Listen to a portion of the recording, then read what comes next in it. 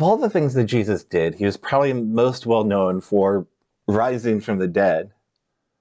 But after that, the second most thing he was most well known for was quite simply healing people.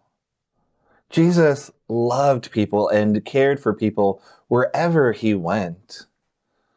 There are so many times in the Gospels where Jesus heals someone with leprosy, someone who has a skin condition that keeps them from being part of the community because it was a very communicable disease. It was very easy to share.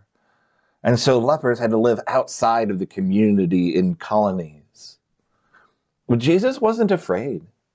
He wasn't afraid of them. He would approach them. He would let them approach him, and he would heal them. And his healing was almost like a resurrection itself. He gave them their lives back where they could be part of their families and their community, their synagogue and their workplaces again. Jesus healed people so many times that he sometimes even healed people on the way to healing other people. There was a time when a worker in the temple came and asked Jesus to come and see his little daughter who was close to death. And Jesus had been teaching and there were crowds all around him. And so as he went, the crowds followed. And in the midst of it, somebody touched him. And Jesus looked around and said, "Who touched me?" And his disciples said, "Well, Jesus, I don't know. I mean, you're in the middle of a crowd. Someone obviously touched you. It's not a big deal." But Jesus said, "No, who touched me? Because I felt my power go out of me." And a woman very humbly came up to him in a very quiet voice and said, "It was me." This was a woman who had been hemorrhaging for 12 years.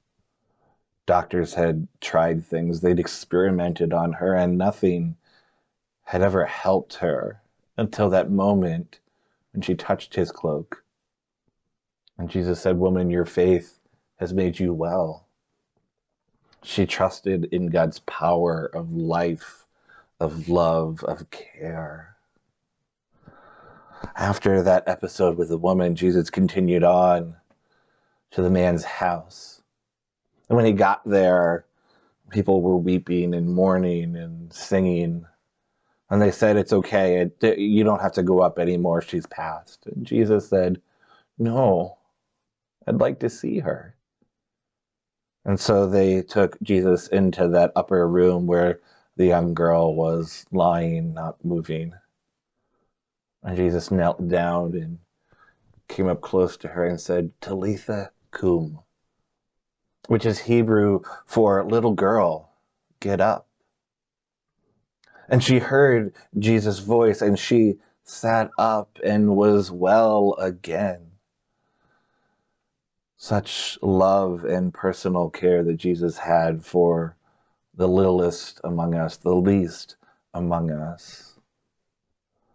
Another one of my favorite stories is when Jesus was teaching in a house and there were people all around in the house and outside the house and the doors and the windows and a big crowd.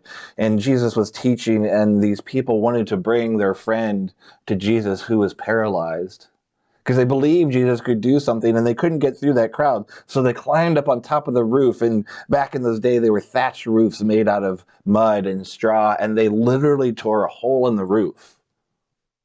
I imagine Jesus and all the people below, all of a sudden, dust and dirt starts falling down as this hole becomes ripped open and they lower the paralyzed man on a mat in front of Jesus. And Jesus looks up at them and looks at the man and says, "Your sins are forgiven." And the people around him said, "Well, you can't do that. Only God can do that. I mean, besides, how do we even know that it's true that his sins are forgiven?" And Jesus says, "Well, what's harder, that or healing someone on the outside?" And Jesus said, "Take your mat, get up, and go on your way."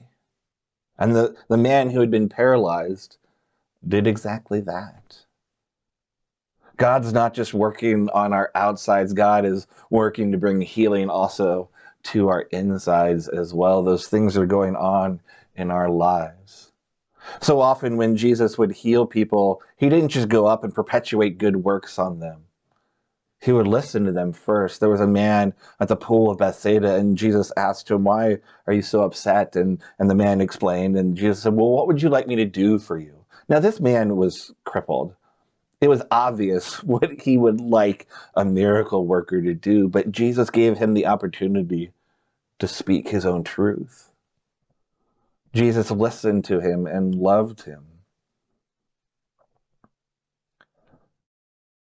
There's a story of a blind man that Jesus healed. He healed people who were deaf and couldn't speak as well. But there's a blind man. He was blind from birth, and Jesus healed him. And this man was so grateful to him. And Jesus went on his way, and the religious authorities questioned this man.